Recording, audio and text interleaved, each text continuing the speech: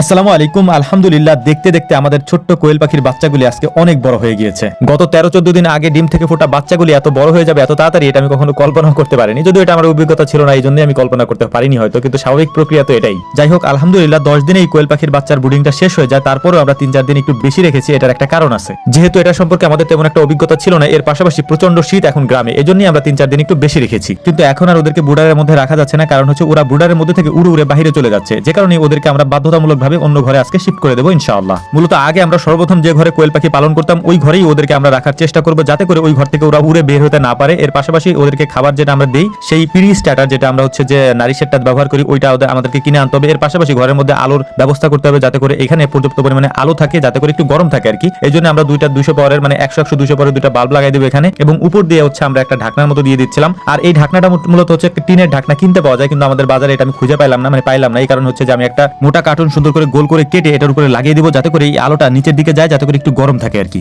এর পাশাপাশি অনেক হয়তো বলতে পারেন যে এটা তো পুড়ে যাওয়ার সম্ভাবনা আছে, যথেষ্ট উপরে আমি দিয়েছি যাতে করে এটা পুড়ে না যায়। এর আগে পরে ফ্লোর তৈরি করতে গিয়ে আমাদের অনেক ভুল হয়েছে, সেই ভুল থেকে আমরা শিক্ষা নিছি। এই কারণে হচ্ছে এবার আমরা কোনো ভুল করতেছি না। নিচে হচ্ছে আমরা একটা পাটি দিয়ে দিয়েছি, যাতে করে নিচের ঠান্ডাটা কোনোভাবেই উপরে না উঠে আসে। এর পাশাপাশি এটার উপরে আমরা দিয়েছি হচ্ছে যে তুষ, মানে একেবারে ধানের তুষ যেটা, সেটাই দিয়ে দিয়েছি, যাতে করে সুন্দর করে ওরা এটার মধ্যে থাকতে পারে। তো আলহামদুলিল্লাহ মোটামুটি ওই ঘরটা আমাদের পুরোপুরি কমপ্লিট হওয়ার পর এখন আমরা এই বাচ্চাগুলিকে ওখানে নিয়ে যাব। তার আগে এখানে যে হোপারটা আছে এটাকে আমরা উপরে উঠাই দিব, এবং এর পাশাপাশি বাচ্চাগুলিকে এখান থেকে নিয়ে যাওয়ার পর এই বোর্ডারটাকেও আমরা ভেঙে খুলে রেখে দিব আর কি, যাতে পরবর্তীতে এটাকে আমরা কাজে লাগাতে পারি। তো মূলত আমরা অন্য ঘর থেকে একটা খাঁচা নিয়ে আসছি, এই খাঁচার মধ্যে 100 করে কোয়েল নিয়ে তারপর ওই ঘরের মধ্যে আমরা ছেড়ে দিব, মানে যে ঘরটা আমরা মাত্র তৈরি করে আসছি ওই ঘরের মধ্যে ছেড়ে দিব। তো আমি গুনে গুনে দেওয়ার চেষ্টা করতেছিলাম, তবে একটা জিনিস আপনাদের এখানে বলে রাখি, সেটা হচ্ছে আমরা ব্রুডিং থেকে এখনো পর্যন্ত আমাদের এখানে 6টা বাচ্চা মারা গেছে। আর আলহামদুলিল্লাহ মোটামুটি আমাদের প্রথম অবস্থায় এইটা যে আমরা করতে পারছি, এটা আমাদের জন্য আমরা আল্লাহ তাআলার কাছে শুকরিয়া আদায় করি যে আল্লাহ তাআলা আমাদেরকে খুব ভালোভাবে এটা শিক্ষা দিয়েছেন, মানে আমরা খুব ভালোভাবে শিখতে পারছি আর কি। তো যাই হোক, বাচ্চাগুলিকে হচ্ছে আমরা নিয়ে যাচ্ছিলাম। বাচ্চাগুলি এত পরিমাণে চঞ্চল, এটা হচ্ছে বোঝানো যাবে না আর কি, কারণ এত পরিমাণে ওরা ওড়াউড়ি করে, এটা আসলে আমি নিজেই দেখে অবাক, কারণ আমি তো আগে পরে কোয়েল পাখি আনছি বা পালন করছি, মানে এরকম উড়াউড়ি কখনো করে নাই। ওরা অনেক বেশি চঞ্চল আর কি। তো এটা আমাদের জন্য ভালো আর কি, কোয়েল পাখিগুলো সুস্থ আছে যে কারণে এরকম চঞ্চল আর কি। তো সবগুলা পাখিকে আমরা নিয়ে যাবো হচ্ছে আমাদের ওই ঘরের মধ্যে, এখানে হচ্ছে আমরা দেওয়ার চেষ্টা করবো, যাতে করে খুব সুন্দর করে বাকি কয়েকদিন যে কয়েকদিন ওরা থাকে এখানে, সে কয়েকদিন এখানে খুব ভালোভাবে থাকে। এবং একটা বিষয় আপনাদেরকে বলে দেই, সেটা হচ্ছে যারাই এই